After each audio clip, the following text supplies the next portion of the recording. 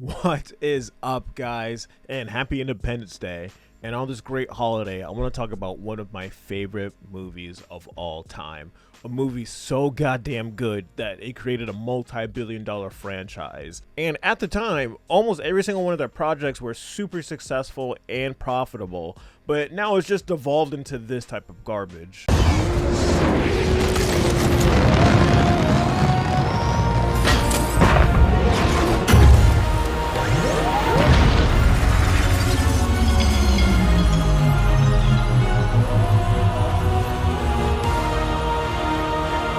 How have we fallen so far as a culture? It is really sad. Yes, it is just amazing to see the dichotomy of Iron Man all the way up to Ironheart, the show considered to be Marvel's worst project to date. And they have just been going down a down spiral for a very, very long time. And for me, I really loved the MCU at the time, and I really enjoyed the first three phases. But when we got into phase 4, I really did not care because I could see that each and every film was basically following a very similar formula, and I also got tired of it. I have not seen any of the television shows. I haven't seen anything from phase 4, phase 5. Actually, I am lying. I have seen Shang-Chi, Spider-Man 3, and Wolverine and why do I keep saying Wolverine and Batman? Why do I keep doing that? Wolverine and Deadpool.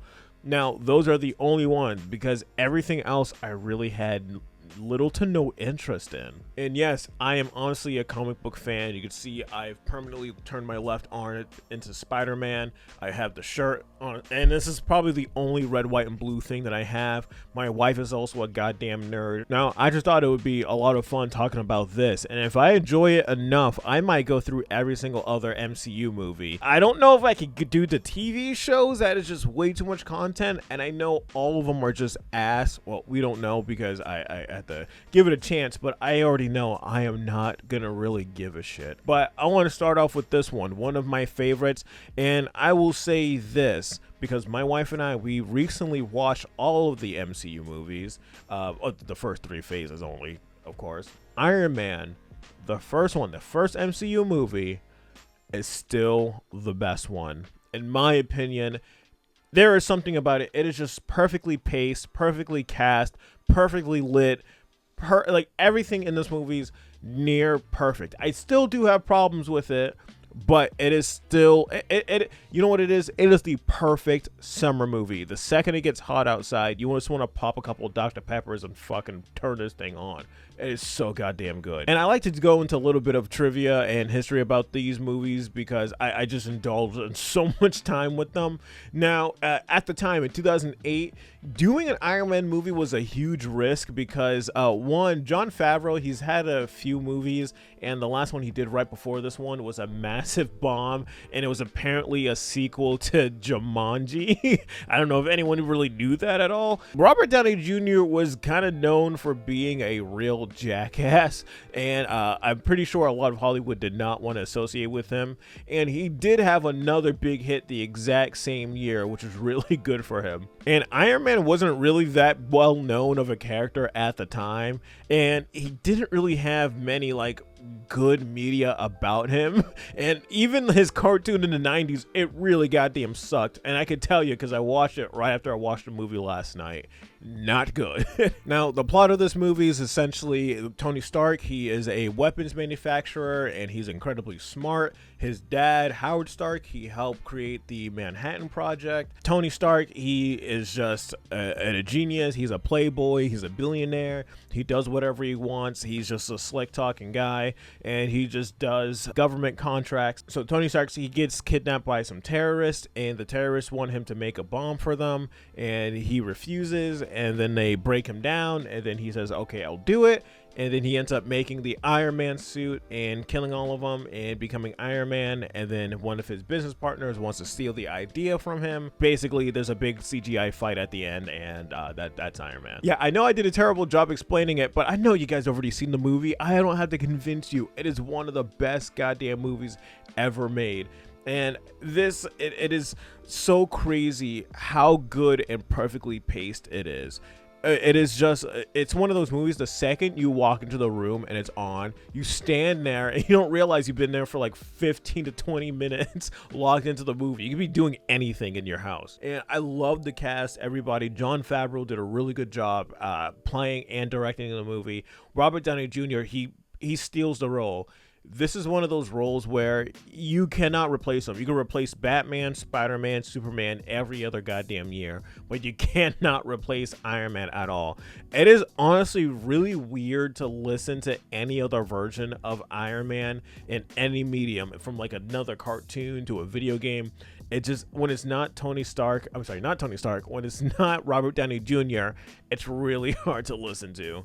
And Gwyneth Paltrow, she does a really great job. I love the chemistry between the two characters. Even though she has that weird vag candle thing, the Goop company, is that still a thing? Oh my God.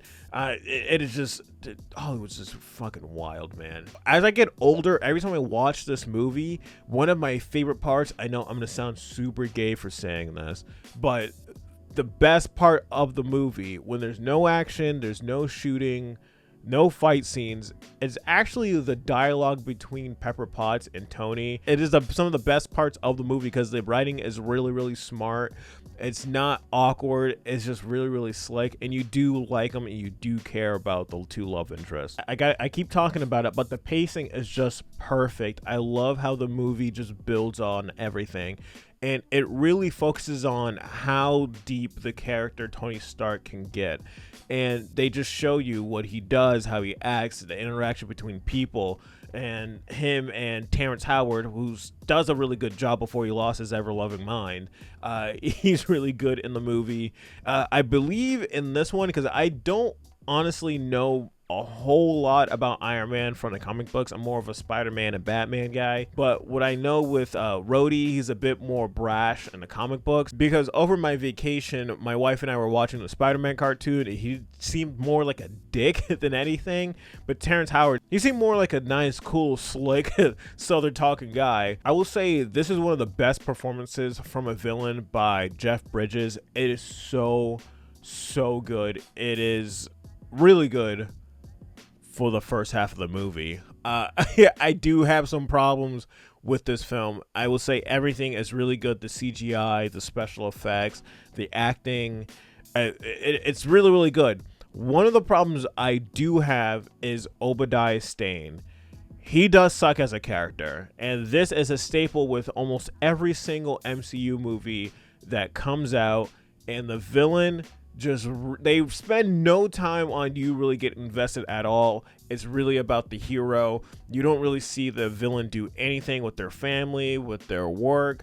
They kind of just do menacing things. They do their little soliloquies and their little villain speech in the movie. It's carbon copied every single time. Jeff Bridges, he is really good in the first half of the movie. He seems like a good friend to Tony Stark. And around like towards the last third where he starts to portray him, he basically becomes like a really cartoonish villain. Like he just basically does all the little cliche things, the speech and all the stuff. And he kind of just loses his mind, because it does make sense, because Tony saying that he's not going to make weapons anymore kind of did destroy the company. But you don't see Obadiah like freaking out, talking to investors. You don't see him like stressed out with his wife, or him losing money, like him being very desperate. The movie's kind of just like, well, they lost money, so of course he would try to murder Tony Stark, like, of course. And with the movie of this magnitude, it's only about 2 hours and 17 minutes. This could have hit the 2.5 hour mark, and I think it would have been perfectly fine. I wish there was like a director's cut where you have a bit more scenes with him, but he kind of just turns into a cartoon character, and it turns to a big CGI fight at the end. I like this one because it is self-contained. It is small. It's not something too massively big and like summer blockbustery, but it is a cool fight. And another problem that I do have with the movie is that the CGI did age a bit. It's not the scenes where he's flying through. Those look almost like near perfect still to today. The things that look a little wonky is when you have Robert Downey Jr.'s face and the Iron Man suit being shown at the exact same time, whereas being like the little robotic pieces being around, or the little fight at the end, it's very dark. You could tell that they weren't 1,000% ready for the big CGI fight, but him in the Middle East doing all the little fighting stuff and everything, that one, it looks so good. And this is a perfect movie to show on 4th of July, seeing a man in a robotic American suit punching terrorists through goddamn walls. It is perfect. Oh man. And it's one of those movies when you sit back and you watch it, it reminds you of a better time. Even though 2008 we had a horrible market crash, but people go back and watch it, it's like, oh man, it was perfect. You could just been homophobic and misogynist just out there in public. You could people wouldn't get that offended at everything. It was a perfect time. Christine Everhart, Vanity Fair magazine. Can I ask you a couple of questions? She's cute. She's all right. Hi. Break 1987.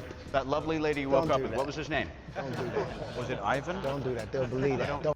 And yeah, guys, that is all from me. And if you like this video, please give it a thumbs up. Also, comment, what do you think is your favorite MCU movie? Let me know down below in the comments. And also, would you guys want me to do every single MCU movie? Because I would go through all the way up into up to the latest phase up until now, but it's gonna take a very, very, very long time.